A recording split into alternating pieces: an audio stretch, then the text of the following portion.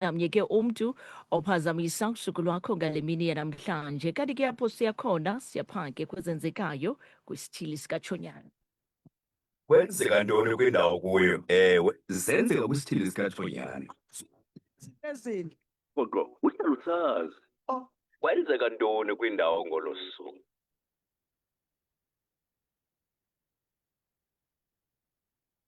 Jonge ke kwezenzekayo phange kwisithili sikatshonyane sikumasipala waseMalahleni Local Municipality. Selisijoyinwa phange kuFacebook silive kwikhasi lethu likaFacebook Vukani Community Radio.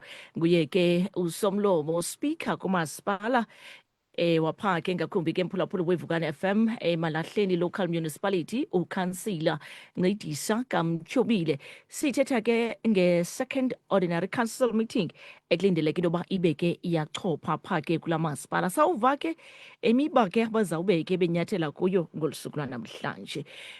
Speaker mama, masikubulise enkqubeni sikunike elithuba uzibulisela kumphulaphula weVukani FM ekuseni nje. Mandithathe lithuba ndibulise kuwe mamtshezi, ndibulise umphulaphuli ekhaya kusasa nje molweni.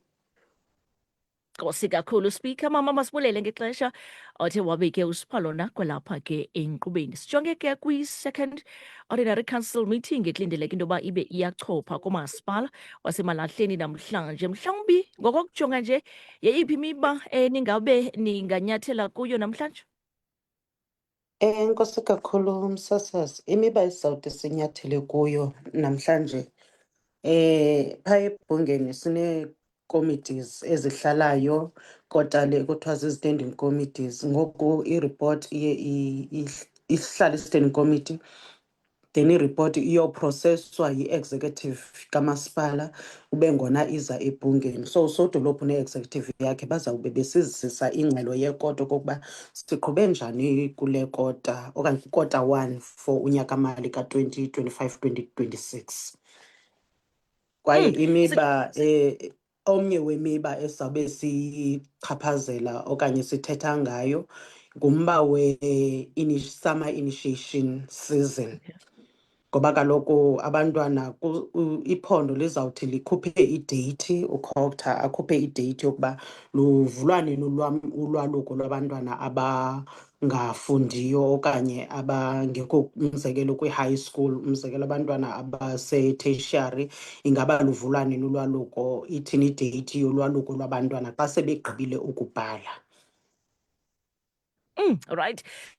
Sizama ukujonga ke mhlawumbi ngaba ngobani kulindeleke into yokuba babe bayinxalenye yale meeting izawube ichopha namhlanje somlomo.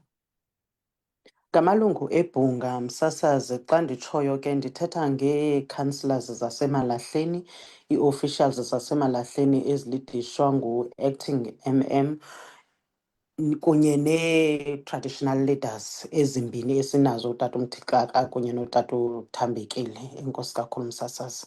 Nkosi kakhulu. Ukugqibela nje xesha into yokubana nizawube niyiqala xesha phi meeting kwaye ke ivenue nizawube niyichophele phi na? I-meeting le yesibini yesiqhelo msasazi iza kube iqhuba kwi-council chamber yaseMalahleni eCacadu ngentsimbi 10 kusasa nje. Nkosi kakhulu mama, masibulele ngexesha othe wabe ke usiphalo enkqubeni. Sithembe ke ne-meeting yanamhlanje iyaba yimpumelelo. Nkosi kakhulu mamtshezi. Nkosi kakhulu. Right, mphulaphuli ke sijonge phaa ke kwimizuzu 15 minutes.